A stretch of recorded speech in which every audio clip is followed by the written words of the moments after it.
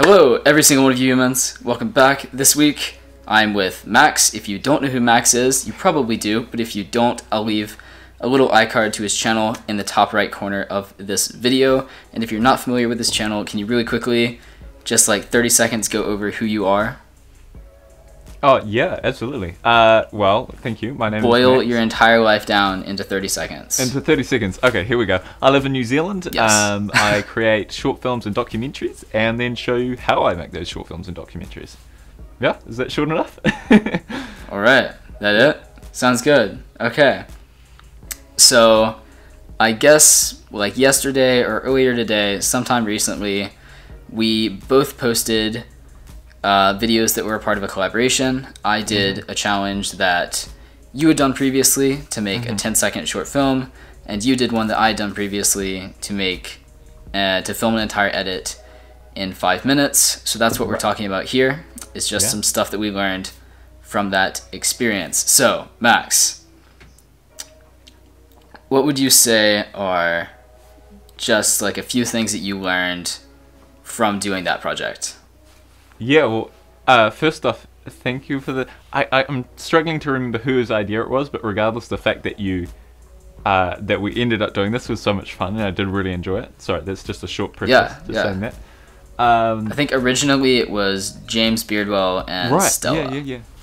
Yeah, and I actually tried to find... a collaboration. Stella did one. Oh, okay. I tried to find his video, but I couldn't, because I was real keen to like put a little insert in, but I couldn't find it. Anyway.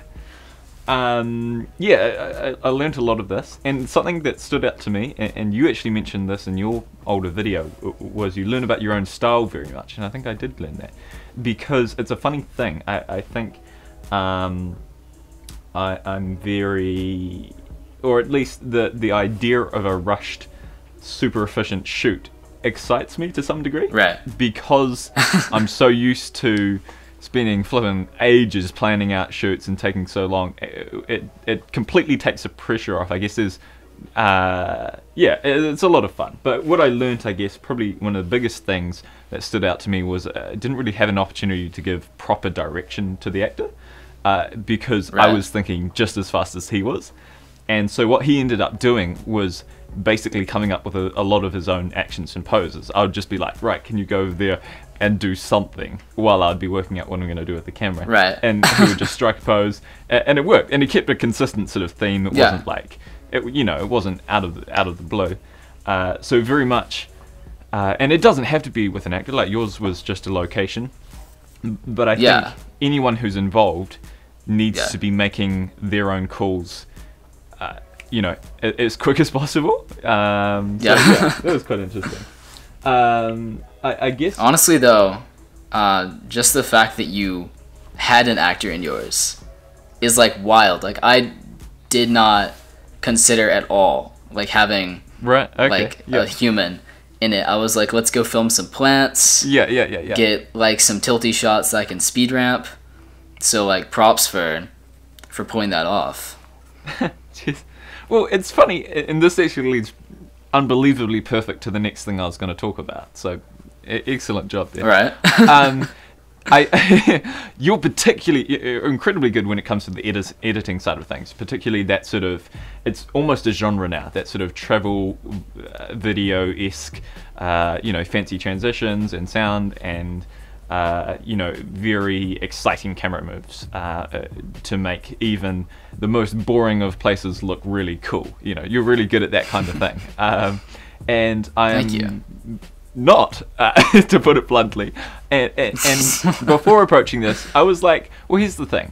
There are a lot of people, it's a very popular style, particularly at the moment. I think it's, it's got a lot of traction at the moment. So I can either... Definitely. Go that and be a mediocre just like everyone else in the rest, except probably worse, because I'm not all that good at that. Or sort of slant it to my personal style, which again, I sort of found what my personal style is, which is a little bit more of an influence, a slight of story in there. And I love working with actors, they're so much fun. And yeah, so right from the bat, I thought to myself, well, I'm not really going to strive to get like really fancy transitions, or like, I think sound was still something I wanted to influence, but when it comes to camera moves, I was quite keen to get a few tracking shots and that sort of thing, but nothing overly complicated when it comes to the edit.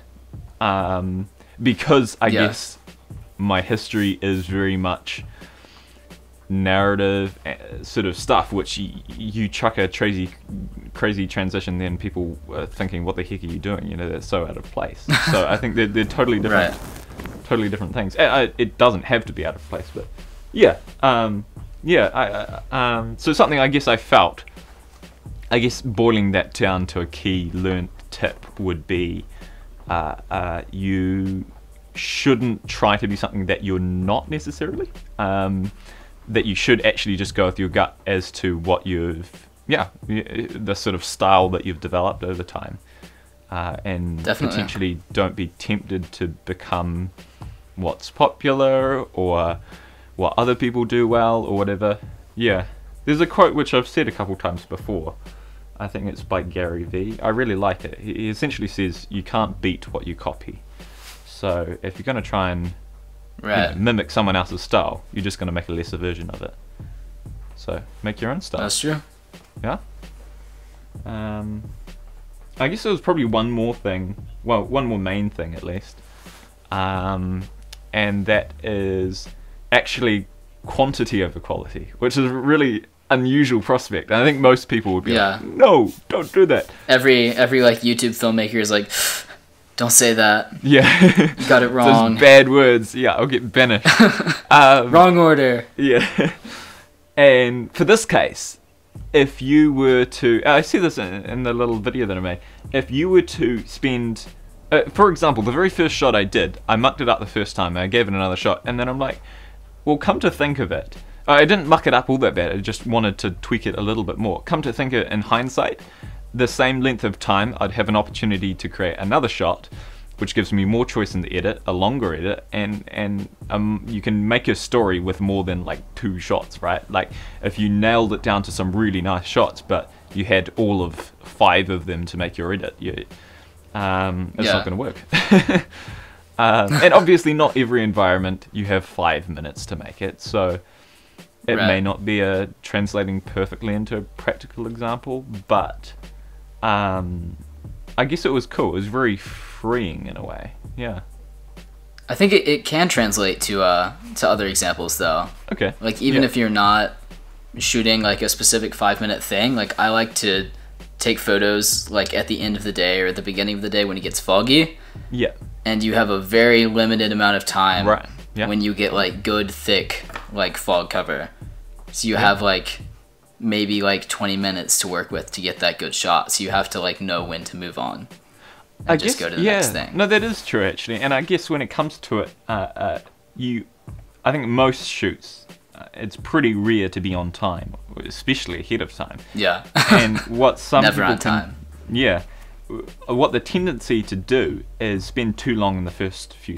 I think the tendency is to spend too long in the initial first scenes or shots or whatever, and you get those really good. There's no doubt about it. You get one of the best results you can, or at least, you know, a better version than if you hurried it. But then you get towards the end of the shoot and you reap the consequences because you're running out of light or whatever, and then you rush those even more, rather than sort of pacing yourself throughout the whole thing and keeping a good consistent, you know, it doesn't have to be rushed, but I guess sometimes accepting something that isn't perfect is the right call. It's a funny thing to say. And I guess I've always valued efficiency as quite an important part of filmmaking, which isn't usually something that's valued highly, because when you're hired to do a job, the quicker you do, the cheaper it's going to cost the client, right? And if you're creating something that's 5% better for 20% more time, maybe it's not worth it. I'm not sure. I guess it depends on the situation, but it's definitely worth some thought. Yeah. And I've like just like realized like recording this that you can apply that to a lot of different situations. Yeah. Like if you're shooting at golden hour, then you have limited amount of time. You have that light. Right. Like when I took photos of the eclipse last year, that's like maybe like a minute and a half that you have to get all of that, all of those shots before that goes away for like years. Right. So, and I shoot a few weddings. I shot one last weekend, and that is very much the case. You only get one shot at it, and some parts are pretty quick. Yeah. There's no chance to repeat, so you got to nail it first time. But you've also got to be quick on your feet, and adapt to certain situations, because inevitably something will go wrong, and you need to be able to sort of quickly come up with a plan B. So I guess it's potentially situation based. It's like, if you have time, then use it. If you don't, then don't. Like, use it wisely. Yeah. That's cool. Shoot responsibly. All right. Anything else that you would say, like big things that you like learned from like that shoot? Well, probably one thing actually. I'm usually quite hard on getting decent location sound, so we'll always have a soundie, which we didn't have for this. And I wasn't able to attach a mic when I had my gimbal, and I shot most of it on the gimbal.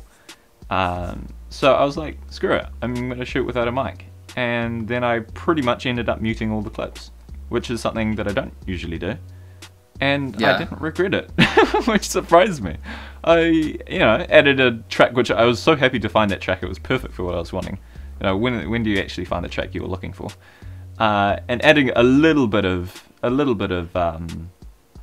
sound design, not much. I probably could have spent more time on that, but I don't think it was actually missing much, which is odd, because there is effectively no foley and no atmosphere.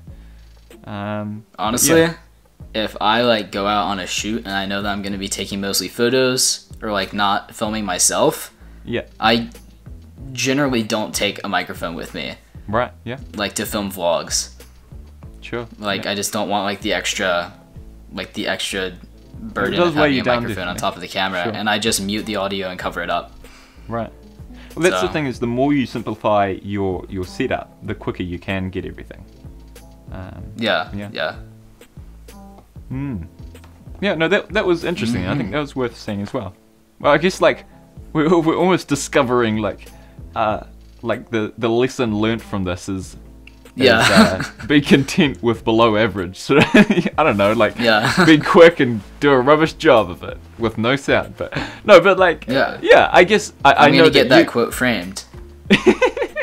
Be quick and do a rubbish job. That's your Max Paterson. Your next merch, Aidin.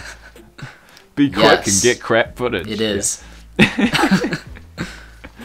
Yeah, well, I'm saying this because I think your videos are really high quality, and I think that you in general would prefer to not upload something if you didn't believe it was a high enough standard or whatever. That's an assumption, but rather than, I think there are other people on the internet that are very much like, well, I don't care if it's rubbish, it's got to come out on Tuesday or whatever, you know what I mean? Yeah.